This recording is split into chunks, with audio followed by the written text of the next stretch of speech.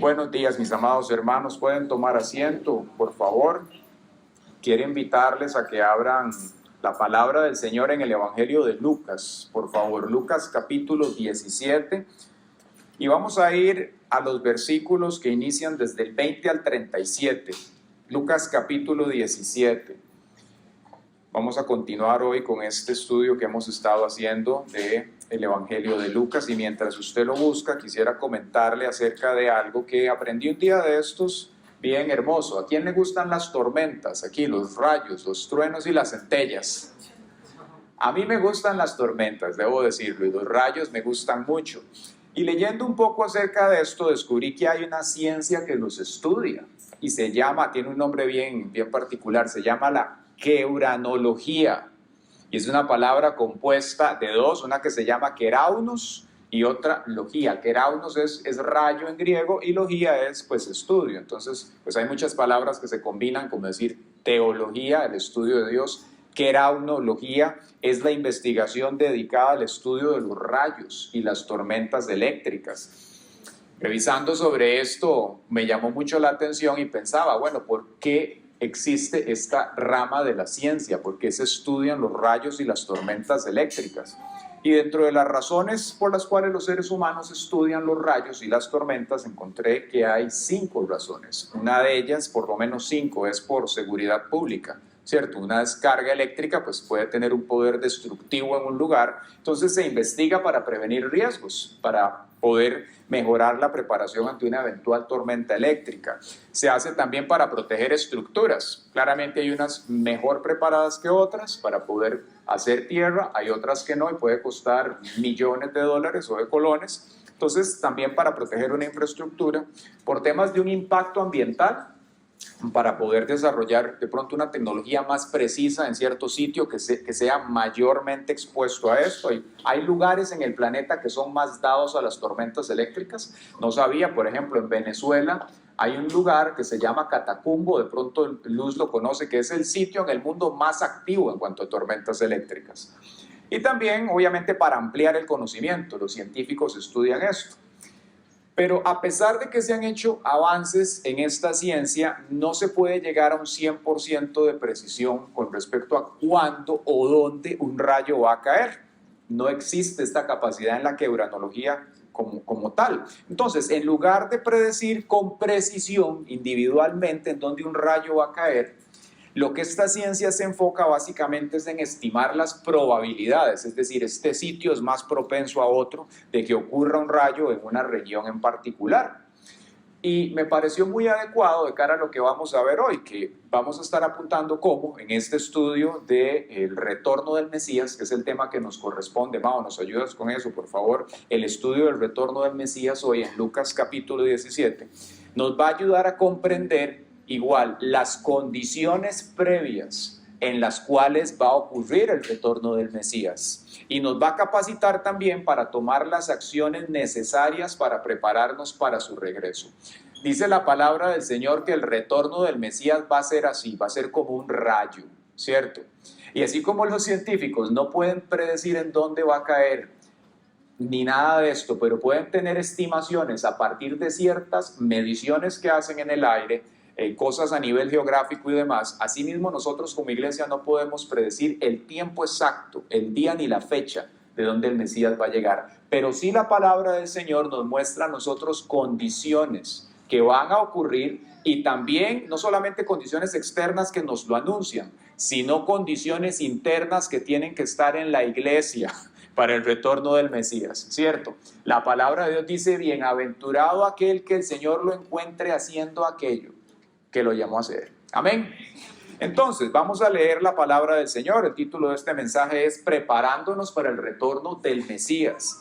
Comenzamos en el versículo 20 y dice de la siguiente forma: cuando los fariseos le preguntaron cuándo había de venir el reino de Dios, él les respondió: el reino de Dios no vendrá con advertencia, ni se dirá aquí está o allí está, porque el reino de Dios está entre ustedes. A sus discípulos les dijo: llegará el tiempo cuando ustedes querrán ver siquiera uno de los días del Hijo del Hombre, y no lo verán. Les dirán: está aquí o está allí, pero no vayan ni los sigan. Porque como el relámpago que al fulgurar resplandece de un extremo del cielo hasta el otro, así también será el día del Hijo del Hombre. Pero primero es necesario que padezca mucho y que sea desechado por esta generación. Tal y como sucedió en los días de Noé, así también sucederá en los días del Hijo del Hombre. La gente comía y bebía y se casaba y se daba en casamiento hasta el día en que Noé entró en el arca. Entonces vino el diluvio y los destruyó a todos. Lo mismo sucedió en los días de Lot. La gente comía y bebía, compraba y vendía, plantaba y edificaba casas. Pero cuando Lot salió de Sodoma, llovió fuego del cielo, azufre, y los destruyó a todos. Así será el día en que el Hijo del Hombre se manifieste. En aquel día, el que esté en la azotea y tenga sus bienes en casa, que no baje a tomarlos, y el que está en el campo, que no regrese a su casa. Acuérdense de la mujer de Lot. Todo el que procure salvar su vida, la perderá, y todo el que la pierda, la salvará. Yo les digo que esa noche, si dos están en una cama, uno de ellos será tomado y el otro será dejado. Si dos mujeres están moliendo juntas, una de ellas será tomada y la otra será dejada. Si dos están en el campo, uno de ellos será tomado y el otro será dejado. Entonces le preguntaron, ¿y eso, Señor, dónde ocurrirá? Y Jesús les respondió, donde está el cadáver, allí se juntarán los buitres. Bien, si vemos en dónde se encuentra esto y cuándo lo dijo el Señor, básicamente está emplazado en aquel momento en el cual Jesús durante su ministerio ya había predicado, había hecho muchas cosas que tenían que cumplirse dentro de Jerusalén, y él comienza a orientarse hacia su crucifixión. Él comienza a prepararse para ir a aquel momento en el cual él iba a ser crucificado e iba a resucitar, como lo hemos comentado en otras ocasiones. Jesús, sabiendo esto, dedica un buen tiempo en preparar a los discípulos para que ellos, cuando él partiera, pues pudiesen tener todo lo necesario para desarrollar el ministerio. No iba a ser lo mismo estando con Jesús en la tierra que una vez que Jesús fuese retirado. Pero en medio de esa actividad que Jesús estaba desarrollando, él interactuaba muchas veces con diferentes grupos, con los saduceos, con los fariseos, y esta es una de esas instancias. Los fariseos vienen y le plantean a Jesús esta pregunta de cuándo es que él va a volver. Entonces, lo que vamos a estar viendo aquí básicamente es, a través de este texto, cuáles son las características sí del reino de Dios, pero también las condiciones para su retorno, qué es lo que va a acontecer y cuáles son las condiciones internas que la iglesia debe tener, la iglesia que va a ser arrebatada, ¿cierto? Recordemos que una cosa es la iglesia visible, lo que nosotros vemos, y otra cosa es la verdadera iglesia del Señor, las personas que han permitido, que son salvas, que el Señor trabaja en ellos y lo que Dios va a hacer. Este versículo o estos versículos que estamos viendo acá, digamos que nos introducen a nosotros dentro de uno de los temas que en la Biblia pues se le conoce como la escatología, y de pronto por los jóvenes que están aquí o personas que nos están visitando se preguntan, bueno, pero ¿qué es la escatología? La escatología, de nuevo, es una palabra compuesta de una que se pronuncia escaton y logía. Escaton lo que significa es los tiempos finales. Entonces, cuando hablamos de escatología, lo que estamos hablando es del estudio de los tiempos finales. Y por finales, a lo que hablamos es aquel momento, aquellas condiciones en las cuales Jesús va a volver. Si nosotros revisamos la Biblia, los libros que nos hablan de la escatología, los profetas, Apocalipsis, Daniel y algunas inferencias en los evangelios, como esta que estamos viendo acá, nos vamos a encontrar cierta nomenclatura, ciertas frases, ciertas palabras que son típicas dentro de estos libros. Una de ellas, y que Jesús la menciona acá, es, repita conmigo, el día del Señor. El día del Señor. Entonces, cuando nosotros hablamos de esto, el día del Señor no es un evento de 24 horas. Esto lo que apunta es a una serie de acontecimientos que van a acontecer en ese periodo, que se llama así, el día del Señor. Y podemos hablar de puntualmente 3 cosas que van a acontecer en ese gran día. Una de ellas es el rapto, la otra es la tribulación y el tercero es el retorno del Mesías, y de la mano con esto la batalla del Armagedón. Entonces, cuando en los profetas usted encuentra, o en Apocalipsis, que se habla del día del Señor, se refiere a esta serie de eventos que van a acontecer. Y aquí Jesús en su ministerio pues viene a hablarles a ellos de esto. Usted de pronto se pregunta, bueno, ¿qué es el rapto? El rapto básicamente es un evento en el cual los cristianos van a ser tomados. Y hay diferentes posiciones respecto a la iglesia con respecto a esto, es decir, cómo se va a dar, de qué va a ocurrir, va a ocurrir. Unos lo sitúan al inicio de la gran tribulación, otros a la mitad, otros al final. Lo que a nosotros como pueblo de Cristo nos corresponde saber es que vamos a ser tomados, ¿cierto? La iglesia va a ser arrebatada. Pablo, hablándole a los tesalonicenses, les dice: luego nosotros, los que aún vivamos y hayamos quedado, es decir, que si nosotros estamos vivos, ¿verdad? Si llegamos a ver eso en vida, dice, seremos arrebatados juntamente con ellos en las nubes. A lo que apunta esto entonces es un momento en el cual el Señor Jesús va a convocar a su iglesia y vamos a ser tomados en el aire. ¿Quién dice amén? Usted puede decir, pastor, y si estoy desayunando, desayunando también. Y si estoy dándole un beso a la novia, también, hermano. Ojalá la novia esté en Cristo para que se vaya, si no ahí se queda, ¿verdad?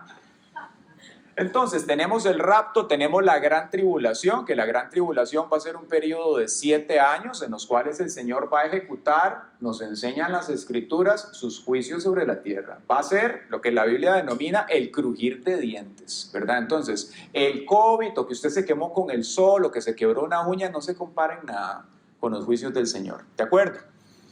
Y luego va a haber la batalla del Armagedón, en el cual no es que Satanás le va a presentar batalla al Señor, es que él de una manera ilusa va a pensar que va a poder pelear contra el Mesías, y el Mesías va a aparecer y va a ser así, y todo eso va a quedar barrido, ¿sí? Porque es el Mesías y él va a aplastar a Satanás en un abrir y cerrar de ojos. ¿Quién dice amén? ¿Verdad? No hay que alegrarse del mal ajeno, pero ese sí uno se tiene que alegrar, ¿verdad?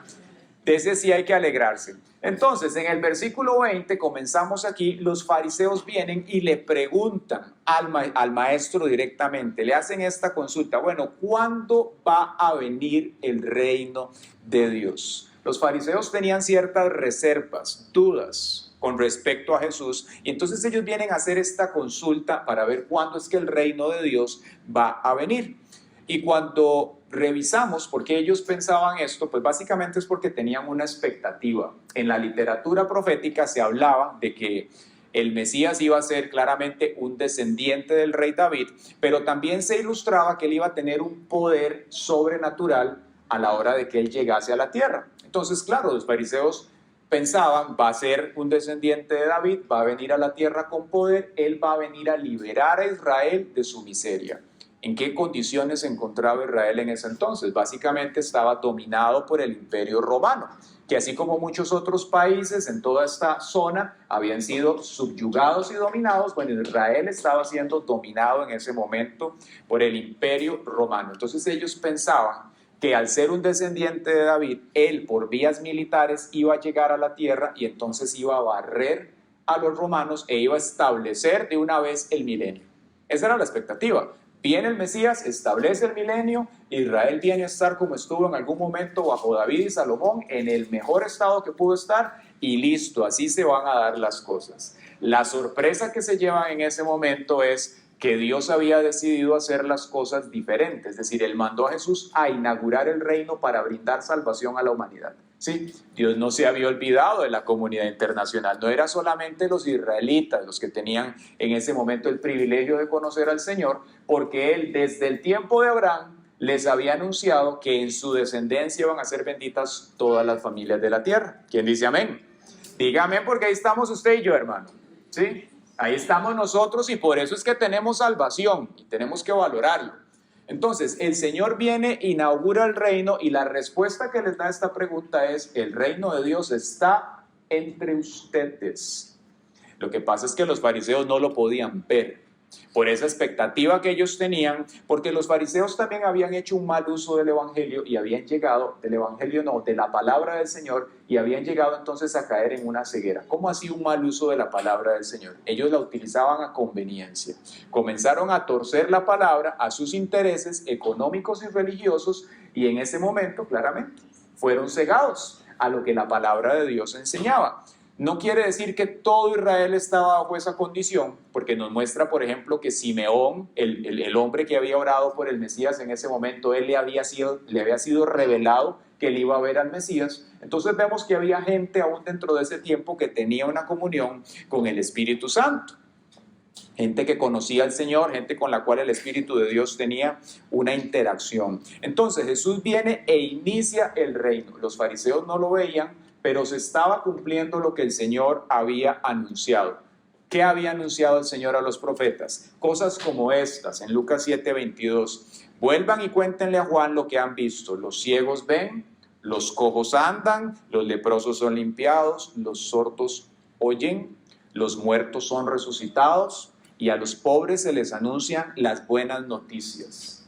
Es decir, que en el momento en el cual Jesús inauguró el ministerio, ya se había inaugurado el reino y se estaban cumpliendo las profecías mesiánicas. Y en medio de ellos ya el reino estaba habilitado. Lo que ocurre es que el reino, vamos a darnos cuenta, tenemos que verlo en dos sentidos. El reino es espiritual, claramente, tiene un impacto físico, pero también el reino tiene una perspectiva futura.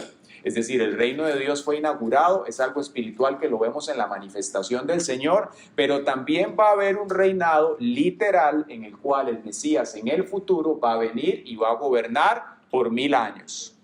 ¿Estamos aquí? Entonces, Jesús inaugura espiritualmente esta era. Por esa razón es que usted y yo podemos tener el Espíritu Santo y nos transforma y nos salva y vemos la obra de Dios aquí en la tierra. Pero va a haber un momento en el cual de manera física el Mesías va a reinar. ¿Quién dice amén? Va a reinar. La idea que ellos tenían era la última, de que el Mesías vendría solamente a establecer ese gobierno, pero el Señor lo hizo de esta forma. El reino de Dios se entiende mejor si nosotros lo vemos como lo que es. En un reino hay un rey. Y cuando un rey gobierna, claramente las personas, los súbditos que están ahí tienen una decisión que tomar. ¿Me voy a someter a ese reinado o no? Si la persona en aquel momento en un reinado no se sometía al gobierno, tenía la alternativa de poder pues irse, abdicar, salir del reinado o vivir de una manera diferente, ¿cierto? Pero los que vivían bajo ese gobierno, esa hegemonía, se sometían al rey y a su autoridad. Y lo mismo se nos enseña a nosotros. Jesucristo es el príncipe de paz y el reino de Dios es justicia, paz y gozo en el Espíritu. Nosotros entonces de una manera activa decidimos o deberíamos decidir someternos al reinado de Jesús. ¿Quién dice amén? De esa forma, si nosotros le entregamos al Señor nuestra vida de palabra y de hecho, entonces el Espíritu de Dios va a venir a revelar esa autoridad del Señor, nos vamos a someter a su palabra y vamos a ser sus siervos en esta tierra. Vamos a ser personas dirigidas por el Espíritu Santo. Él va a gobernar nuestro ser y vamos a estar sobre su gobierno, que es diferente del gobierno que hay allá afuera. ¿Cuántos han notado que las cosas se están polarizando para un gobierno mundial? ¿Cierto? Hablamos de democracias, hablamos de que todos tienen su opinión, pero en realidad no es tan así. Las cosas se están polarizando para un gobierno con una opinión mundial, quiéralo usted o no lo quiera. Las cosas siempre han sido así y se está polarizando para que eso ocurra y la palabra del Señor nos lo enseña. Lo segundo que podemos notar aquí y aprender es que el día del Señor va a ser algo repentino. Él dice, porque como el relámpago que al fulgurar resplandece. ¿Quién puede anticipar un trueno, decíamos? Absolutamente nadie. No podemos anticiparlo. Y así va a ser el retorno del Señor. Nos dice el apóstol Pablo que va a ser en un abrir y cerrar de ojos, donde el Señor va a venir, va a tomar a su pueblo y nos muestra la palabra que en ese momento va a haber en la sociedad, en el mundo, en el gobierno, va a haber un caos. Los rayos ocurren generalmente en tormentas, ¿cierto? Va a haber un caos en todo sentido, a nivel político, a nivel económico, el mundo va a estar en una debacle. Y nosotros podemos verlo, si usted observa las noticias, en todo el mundo está pasando esto. En Europa, en Estados Unidos, las cosas están muy revueltas y cada vez lo van a estar más. Y en un periodo así, justamente en un abrir y cerrar de ojos, es que el Señor va a venir y va a venir de una manera muy interesante. Ya no va a venir como el Cordero. Jesucristo vino y el profeta Isaías nos dice, Él vendrá y no quebrará la caña cascada, sino que con su palabra traerá justicia a las naciones. Allí podemos ver esa forma en la cual Jesucristo vino esa primera vez. Vino como el Cordero. Pero en la segunda, cuando Él venga a la tierra, va a venir como el león, va a venir como el Todopoderoso, y un trueno tiene un poder destructivo. Donde cae un rayo, puede desbaratar lo que sea que haya. Así es como va a venir el Señor a la tierra, ¿cierto? Es importante entonces que nosotros tengamos una noción completa, correcta, integral de quién es Dios. A veces decimos, es que Dios es bueno, Dios es misericordioso, y eso es verdad. El Señor tiene misericordia de nosotros, nos ama, nos levanta en la madrugada a orar, viene una y otra vez, nos persuade, si estamos pecando, nos dice, hey, por ahí no es, eso no le corresponde, despiértese porque está un poquillo frío. El Señor es así. Pero también el Señor tiene su otra cara, en la cual dice que al que Él ama, corrige y disciplina. Amén. Y también tiene esta otra en la cual nos dice la palabra que Él creó el infierno para Satanás y los demonios. Para Satanás y los demonios. Y para las personas que le den la espalda en esta tierra. ¿Ok? Entonces, nuestro Dios es un Dios de amor, como decimos, pero también Él es fuego consumidor. Tenemos que conocerlo de manera integral. Eso es como que usted se case con una persona y le diga, no, yo lo amo a usted cuando está contento nada más. De la otra manera no le amo. Nosotros nos hemos comprometido y le hemos dicho el sí a Dios y es de manera integral. No lo podemos configurar como yo quiero que sea Dios, como un muñequito. Vea, este es Dios y mi Dios es así como Santa Claus. ¿Lo ve qué lindo? Él es bonito, el niñito Dios, conózcalo. No asusta, Él no dice nada malo, Él no regaña. Esa es una fábula, ese no es Dios. Okay. Nuestro Dios creó los cielos y la tierra, creó a la oveja, creó al león, creó al cordero. Amén. Y tenemos que aceptarlo tal cual es, en toda su dimensión y su carácter, y amarlo y respetarlo también. Número 3. Las condiciones para el retorno del Mesías son inconfundibles. Podemos ver ahí del versículo 26 al 30 lo que se define, pero hablemos de nuevo, voy a repetir esto. Las condiciones son inconfundibles, no hay fecha del retorno del Mesías. A lo largo de la historia de la iglesia, muchas veces hay gente que se ha aventurado a ponerle una fecha y todos, el 100% han fallado y van a fallar. Eso no es algo que esté en nuestras manos saberlo, pero sí la palabra de Dios nos muestra que el Señor nos ha dado aquí la capacidad de entender las condiciones de ese retorno. Y es aquí donde tenemos que poner atención, es decir, la iglesia, nosotros podemos discernir, identificar el tiempo de su regreso por las condiciones. ¿Qué es lo primero que vemos aquí? Se nos dice que va a ser como en los días y se presentan dos personajes, de Noé y de Lot. ¿Cierto? ¿Cuáles eran las condiciones en esos días? Podemos resumirlas en lo siguiente. Era un tiempo de inmoralidad extrema y de maldad. Entonces, usted ve, por ejemplo, cuando se habla del caso de Noé, lo siguiente, en Génesis 6 dice, el Señor vio que era mucha la maldad de los hombres en la tierra y que todos los planes y pensamientos de su corazón, escuche esto, eran siempre los de hacer solo el mal. ¡Qué increíble! Quiere decir que Dios, dentro de su omnisciencia, Él venía y observaba a la humanidad longitudinalmente y veía que las mentes y los corazones de las personas normalmente estaban inclinadas hacia el mal. ¡Qué impresionante! Es decir, hubo un momento en el cual no fue así. La humanidad tenía tal vez una moral por la cual conducirse, pero en ese momento, por las condiciones del pecado, las personas constantemente pensaban el mal. Y lo segundo que describe ahí, eso es con respecto a los tiempos de Noé, es al tiempo de Lot, en el cual nos dice en Génesis que ocurre lo siguiente, vienen dos ángeles a visitar a Lot, y recordemos que Lot no era de Sodoma y de Gomorra. Lot fue a vivir ahí, él hizo un relocation y se fue a vivir a Sodoma y Gomorra, pero Lot no era de ahí, ni era casado cuando llegó ahí. Lot fue a vivir a Sodoma y Gomorra y dice que estos dos ángeles van a visitarlo porque el Señor había decidido básicamente traer un juicio sobre esa localidad. Y en el momento que estos ángeles están ahí, dice que se acerca una turba de hombres del pueblo. Todo el pueblo se acerca. Nótese lo que dice. Antes de que se acostaran, los hombres de la ciudad rodearon la casa. Allí estaba todo el pueblo, todos los hombres, es decir, no había ni uno solo que no fuese partícipe de ese tipo de cosas. Todos los hombres de Sodoma, desde el más joven hasta el más viejo, llamaron a Lot y le dijeron, ¿dónde están los varones que vinieron a tu casa esta noche? Sácalos, pues queremos tener relaciones con ellos. Ve el nivel de perversión que hay aquí. Estamos hablando de que toda una comunidad se acercó porque llegaron 2 visitantes a la casa de una persona, los hombres, desde el más pequeño hasta el mayor, y estaban involucrados en esto. Y cuando usted ve la sociedad hoy en día, nos damos cuenta de que verdaderamente las cosas van en esa dirección.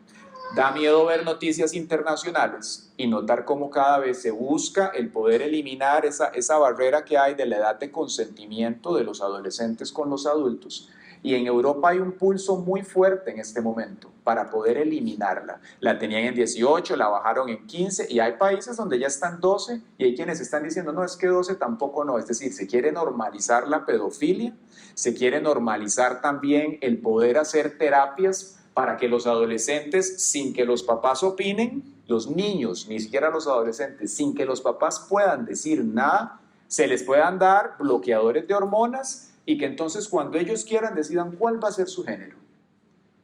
Dígame si esto es o no un atropello y un abuso a los niños, ¿cierto? Y sin embargo se está legislando y hay leyes en Estados Unidos a favor de esto, ¿cierto? No en todos los estados, pero hay estados donde un niño sin opinión de los papás puede ir y decir, bloqueen mi pubertad. Y hay médicos que han estado levantando la voz con respecto a esto, diciendo, esto es un abuso a la niñez, esto no debería ni siquiera permitirse y esto tiene secuelas graves a nivel biológico, permanentes para la persona, pero lo que ocurre es que hay todo un negocio detrás de esto, farmacéuticas que obviamente necesitan y es un ingreso recurrente. Al margen del business, porque esto es un business que esto representa, veamos la perversión y la maldad que hay detrás de esto. En venir a dañar niños de esta manera, en venir a afectar a adolescentes y que esto pase. Veamos otro aspecto de esa sociedad, que esto ocurrió hace miles de años, y es la indiferencia a la maldad. Dice que todos los hombres, ¿cierto? Una indiferencia. Y usted lo ve hoy en la sociedad, la gente dice, es que pasó esto, o tal persona cometió esta barbaridad, y la gente es como, no pasa nada, es normal, no sea tan religioso. Es una indiferencia a la maldad impresionante en la cual nosotros estamos. Se exalta la maldad, inclusive la muerte de los inocentes se exalta. La modestia al vestir. Basta con que usted vea Hollywood hoy en día y más que un desfile de fashion es una falta de modestia en muchas personas. Y en la sociedad nuestra también. Las personas cada vez pierden más el sentido del pudor. Y no se trata, de nuevo, que usted se vaya a vestir como un montañés, no se trata de eso, se trata de que tenga modestia al vestir, tanto las mujeres como los hombres. Pero nuestra sociedad hoy en día se ve lesionada por una moral o amoral en la cultura que viene a influir. Y es allí donde nosotros como padres, como cristianos, como iglesia, tenemos que ir en contra de los aspectos de la cultura que no son compatibles con el evangelio. ¿Estamos aquí? No se trata de ser un forajido, ni que usted esté en contra de todo lo que la cultura ofrece o la sociedad le impone, pero que sí usted pueda tener, repita conmigo esto, criterio bíblico para evaluar a qué cosas nosotros nos estamos exponiendo o permitimos que nuestros niños se expongan también. ¿De acuerdo? Vemos además que otro aspecto que la Biblia nos enseña que va a estar presente antes de la venida del Señor, ya hablamos de la maldad y la inmoralidad, es una sociedad egocéntrica. ¿Qué es una sociedad egocéntrica? Primero yo, segundo yo, tercero yo. ¿Sí? Vemos esto en 2 de Timoteo 3, dice, también debes saber que en los últimos días vendrán tiempos peligrosos. La pregunta aquí obviamente es, ¿pero por qué un tiempo así es peligroso? Ya lo vamos a ver. Dice, habrá hombres amadores de sí mismos. ¿Quién es amador de sí mismo? No dígame, hermano, ¿verdad? Dice, amadores de sí mismos, avaros, vanagloriosos, soberbios, blasfemos, desobedientes a los padres, ingratos, impíos, sin afecto natural, implacables, calumniadores, interperantes, crueles, aborrecedores de lo bueno. ¿Usted ha visto gente así que usted le dice, bueno, es que la Biblia dice esto, inmediatamente es como si usted le hubiera, no sé, ¿verdad? Humillado, no sea tan religioso, ¿cómo se le ocurre tal cosa? Aborrecedores de lo bueno, porque lo bueno es lo que la palabra de Dios indica. Traidores, impetuosos, envanecidos, que amarán los deleites más que a Dios. Wow. que parecerán muy piadosos, pero negarán la eficacia de la piedad. A estos, vea lo que dice la Biblia, evítalos, evítalos. Entonces, ¿por qué estos tiempos son peligrosos? Bueno, porque el ser humano, por su naturaleza pecaminosa, claramente es sumamente sensible a eso. ¿Quién no va a ser sensible a ser amador de sí mismo? A ser amador de un deleite más que Dios. No, es que tenemos que orar, hay que ayunar. No, que ayune Federico, que ayune Paula. Yo no voy a ayunar jamás porque mi hambre nadie me la toca.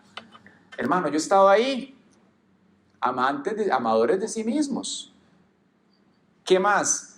Tenemos que diezmar, tenemos que ofrendar, no, que ofrende Paula, que ofrende Swain, los demás, yo no, a mí esa área no me la toque. Amadores de sí mismos. Se nos olvida que si logramos alcanzar algo en esta tierra, no es nuestro, es del Señor. Él lo coloca para que usted y yo podamos sí vivir en esta tierra, pero cumplir el propósito de Dios aquí. Amén. Estamos en la iglesia sirviéndole al Señor. Viene Swain y canta de una manera que no le gusta y no me gustó como cantó Swain. Me afectó mis oídos, me quebré la uña, me voy de la iglesia, dejo botado al ministerio. Amadores de sí mismos más que de Dios. Gente ultrasensible, ¿verdad? Son, digo yo, como decía mi papá, como una cría de chompipe. ¿Verdad? Cualquier cosa que le pase inmediatamente ya se dañó el asunto. La palabra dice que nosotros somos soldados. Imagínese usted un soldado en una trinchera acercándose al general. ¿Y cómo está? ¿Qué le pasó? Es que tengo hambre. O sea, por amor a Cristo, ¿verdad? Soldados somos nosotros. No podemos arrugarnos con nada. La Biblia dice que el Señor viene por una iglesia blanca y sin mancha, sin arruga. La iglesia no puede arrugarse por cualquier cosa. La iglesia está puesta para servirle al Señor. Hay un norte y no podemos ofendernos tan fácil. Vea, la ofensa es algo que Satanás usa de una manera maravillosa. Es que me ofendí, me siento ofendido, me voy. ¿En qué momento va a poder desarrollar raíces y servirle al Señor si usted es tan sensible? No podemos ser tan amadores de nosotros mismos. Estamos sirviéndole a Cristo, no a un hombre, a un pastor, a una pastora o a los líderes. Le estamos sirviendo al Señor. ¿Quién está aquí por eso? Amén. Es por eso que estamos aquí. Entonces, la advertencia de Jesús a la iglesia en ese momento es cuando las condiciones coincidan con las de Noé y Lot, tenemos que estar preparados. Y si usted ve la sociedad hoy en día, hermanos, ya el asunto está cristalizándose para que la venida del Señor ocurra. Estas cosas que están aquí fueron profetizadas hace siglos y se están fragmentando, se están cristalizando ante nuestros ojos. Así como la venida del Señor, Él se las anunció por siglos y ocurrió, estaba profetizado, en los profetas estaba registrado y aconteció. Asimismo se están dando las condiciones para su venida. ¿Quién dice amén a eso? Debemos estar preparados para lo que el Señor va a hacer. Vea lo que ocurre aquí. Entonces aquí los discípulos le preguntaron, ¿y eso, Señor, dónde ocurrirá? Y Jesús les respondió, donde está el cadáver, allí se juntan los buitres. Esto es básicamente un intertexto de Job, que el Señor está tomando aquí un pasaje. El cadáver a lo que apunta es a esa humanidad secular, muerta espiritualmente, desprovista de la vida de Dios, la cual va a ser el objeto del juicio de Él. Eso representan los buitres. ¿Sí? Entonces nos está describiendo un gran segmento de una humanidad secular muerta espiritualmente que habrá rechazado al Señor, a la cual se le avecina el juicio suyo. Y ni usted ni yo queremos estar ahí. Amén. ¿Cómo no vamos a estar ahí? Bueno, primero que todo habiendo aceptado al Señor, pero también haciendo lo que Él nos mandó a hacer. Dice la Biblia, bienaventurado el que sea hallado haciendo lo que yo le mandé a hacer. ¿Quién está haciendo eso? Amén. Estás predicándole. ¿A cuántos le predicaste en este mes? ¿Cuántas personas le hablaste de Jesús? ¿Ayunaste durante estas 3 semanas? ¿Oramos? ¿Sí? ¿Buscamos la presencia del Señor?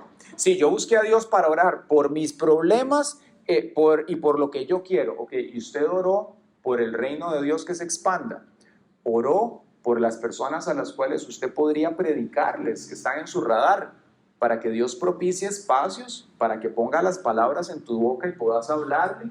Oraste por la paz de Jerusalén, oraste por tu nación, oraste por el presidente, oraste por la salvación de tu familia. No, yo solamente oré por lo mío, pastor.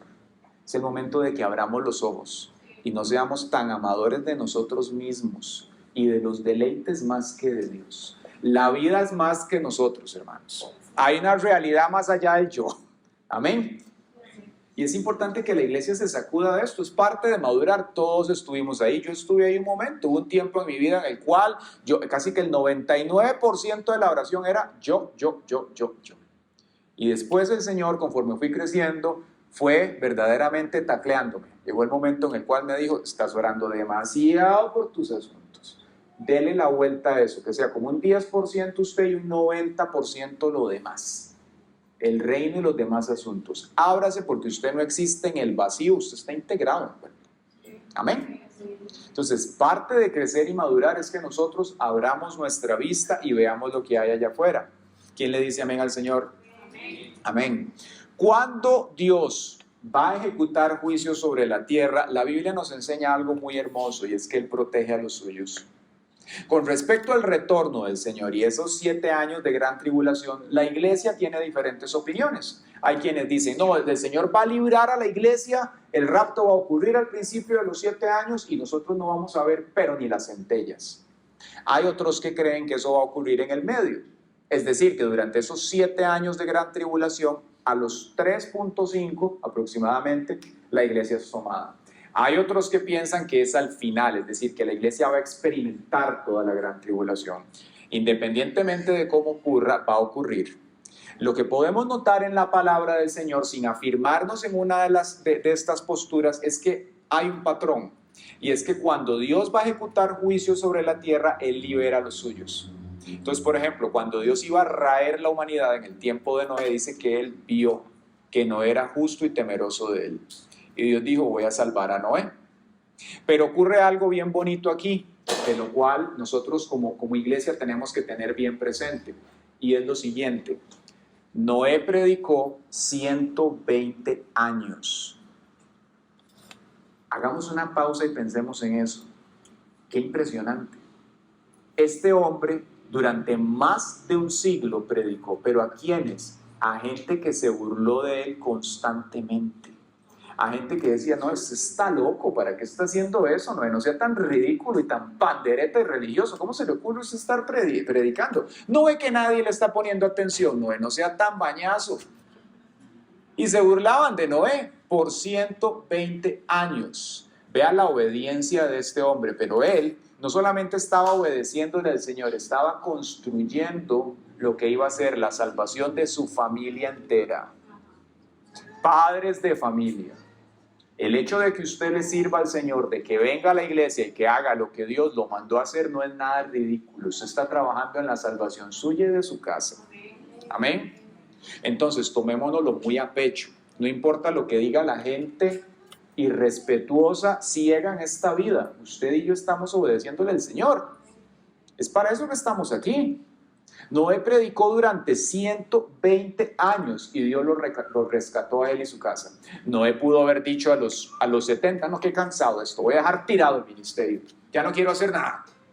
Y si hubiese venido el diluvio y esa casita llena de huecos, ¿verdad? No, qué cansado, dejar tirado esto, porque de por sí que el pastor no me aplaude cuando voy a la iglesia. Cuando vengo, Swain no me dice ni gracias, qué cansado. Es que usted no está haciendo las cosas por Swain ni para el pastor, usted las hace para Cristo.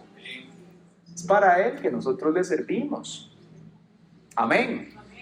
A los 120 años exactos se cerró esa arca y empezó a llover 40 días sin parar. Ahora que estábamos en El Salvador, nos contaron estos hermanos que la semana anterior, antes de que nosotros llegáramos, llovió como tenía décadas de no llover. Dice que durante 3 días llovió, que las autoridades estaban asustadas, no paró de llover y no disminuyó, más bien iba aumentando cada día que pasaba, más fuerte y más fuerte y más fuerte. Ocurrieron un montón de cosas, pero imaginémonos nosotros ese nivel durante 40 días, la desesperación de las personas. Noé, abre el arca, Noé, déjenos entrar. La palabra del Señor dice que para todo hay tiempo. Y dice con respecto al acercamiento al Señor que hay tiempo para acercarse a Él. Dice, buscarme mientras pueda ser hallado. ¿Ok? Hay un tiempo para acercarse a Dios. Dios no va a estar toda la vida ahí rogándole a usted, "Ay, venga mi chiquito tan lindo, no esa naricita, venga, venga, deje el pecado, deje esa tibieza que tiene, deje esa indiferencia, Dios no va a estarle rogando a usted toda la vida. Dios no es sobrado, Él es misericordioso, pero no hay que confundir las cosas. Él nos ofrece su oferta a nosotros y tenemos que responder, así como respondemos a la salvación, responder a la santidad, responder a la obediencia, responder al ministerio y a todo lo que Él nos entrega. En el caso de Noé, Dios lo salvó, en el caso de Lot también. Dios iba a destruir Sodoma y Gomorra y Dios se acordó de Lot. Y entonces Dios envía a estos ángeles para salvarlo. Pero en ese momento ocurre algo bien interesante, que es ya el último punto para ir concluyendo el mensaje del día de hoy. Y es la lección que nos da la esposa de Lot. Como dijimos antes, Lot no llegó casado a Sodoma y Gomorra. Lot encontró una mujer de ese sitio. Se casó con ella, tuvo hijos. Y cuando ellos van saliendo de ahí, los ángeles le hacen una advertencia a todos y les dice, salgan y no miren atrás. No miren atrás. Y Jesús, cerrando esta respuesta que le da a los fariseos, les dice, acuérdense de la mujer de Lot. ¿De qué es de lo que nos está hablando la palabra del Señor con respecto a esto? Vea, la esposa de Lot representa a aquellos con un interés superficial en Dios y que aman más el mundo que a Él. ¿Sí? Esa mujer iba saliendo de ahí y no pudo resistir la tentación de decir, ay, mi casa, ay, lo que tenemos, ay, Sodoma y Gomorra. Y así hay mucha gente a las cuales el Señor, por medio de la palabra, en estos días nos dice lo mismo. Acuérdese de la mujer de Lot. No mire atrás, no mire el pecado. Es que la carrera, es que la maestría, es que la empresa, todo eso es útil. Dios se lo dio a usted en un tiempo, pero que esas cosas no lo distraigan de lo que Dios lo mandó a hacer. Porque en un abrir y cerrar de ojos va a ser la venida del Hijo de Dios. Y ojalá que usted esté haciendo lo que Él lo llamó y no metido en 700,000 cosas. Porque ese es el mal que tiene esta sociedad, la sobreocupación. Pastor, es que ya hice esto, ahora quiero hacer esto, ahora quiero hacer esto, está muy bien. La pregunta es, en medio de todo eso, ¿dónde va a ser el espacio para servirle a Dios? No hay espacio, pastor. Error. Hay que establecer las prioridades. Primero Dios, después la familia, después el ministerio, después lo demás. Y dentro de ese primero Dios está el congregarnos y hacer todo lo que Él nos ha mandado hacer. ¿Cuál es el error que esta sociedad egocéntrica embulle en nosotros? El que nos enfaticemos demasiado en lo que ella ofrece y aún en cosas que ni son pecado, pero nos saturan. Estamos demasiado ocupados y tenemos entonces que abrirnos. Vea lo que le dice el Señor a la iglesia en un momento con respecto a esto, en 1 Juan 2, del 15 al 17. Repita conmigo esto, no amen al mundo. No amen al mundo, ni las cosas que están en el mundo.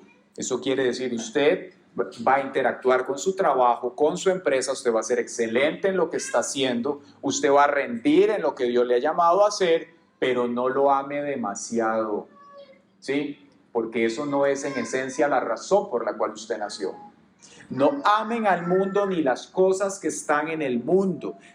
Escuche la advertencia, si alguno ama al mundo, el amor del Padre no está en él. Por eso es que a esta sociedad le es tan sencillo enfocarse en cualquier otra cosa que hay allá afuera y olvidarse de Dios. Porque empiezan a amar lo que hay allá. Y de un momento a otro dicen que pereza ir a la iglesia. O qué pereza ahora, qué aburrido. Analice por un momento lo que esa frase conlleva. Hay un rechazo a Dios en medio de ella. Porque la palabra del Señor dice, nos enseña que es mejor estar un día en su casa que 1000 fuera de ella. Es mejor un día en la casa del Señor que 1000 en sus negocios y ocupaciones. No hay nada que este mundo a usted le pueda ofrecer en ningún ámbito que sea mejor que estar con Él. Cuando la iglesia exhibe ese patrón, ese síntoma, es importante que usted se arrepienta y que diga, Señor, algo aquí está muy mal y no quiero que eso permanezca ahí. Ayúdame a vivir con una perspectiva correcta de vida. Y cuando usted honra a Dios, usted lo coloca a Él en prioridad, Él también lo bendice en todo lo demás. Que si es el Señor, Él es así. Porque todo lo que hay en el mundo, es decir, escuche esto, los deseos de la carne, los deseos de los ojos y la vanagloria de la vida, no proviene del Padre, sino del mundo. El mundo y sus deseos pasan, pero el que hace la voluntad de Dios permanece para siempre. Amén. Vea, seguir a Dios, mis amados hermanos, requiere compromiso. Como dice una amiga que aprecio mucho, a medias ni las medias. Para seguir al Señor se requiere un compromiso total. Eso es como que usted decida casarse con una persona que le diga, vea, yo voy a ser fiel a usted la mitad del tiempo. ¿Quién haría eso? O un 70% del tiempo. ¿Verdad que como que no parece un buen negocio? Lo mismo es con el Señor. Yo siempre digo que Dios nos pide a nosotros una sola cosa. ¿Sabe usted qué es? Todo. Todo. Dios te pide todo tu corazón, toda tu vida. Y cuando usted hace eso, no solamente habrá cumplido el primer mandamiento, de amarlo a Él con todo su corazón, con toda su alma, con todas sus fuerzas, sino que también se habrá puesto en una posición funcional para que Dios lo bendiga y lo use. Porque si nosotros pretendemos servirle al Señor, teniendo estos apegos al mundo y a la sociedad, en cualquier momento Dios lo llama a usted algo, después deja todo tirado. Porque le suenan las campanas allá afuera. Y el enemigo sabe que de esa manera es muy sencillo distraer al hombre. Por eso, tienes que asegurarte de que rindas todo tu ser delante de Él, sin ninguna restricción. Y le digas, Señor, yo le rindo a usted todo. Es mi vida, es mi trabajo, es mi familia, todo, Señor, delante suyo. Y ante ese nivel de compromiso, el Señor comienza entonces a hacer también en nosotros para que podamos servirle a Él. ¿Quién dice amén?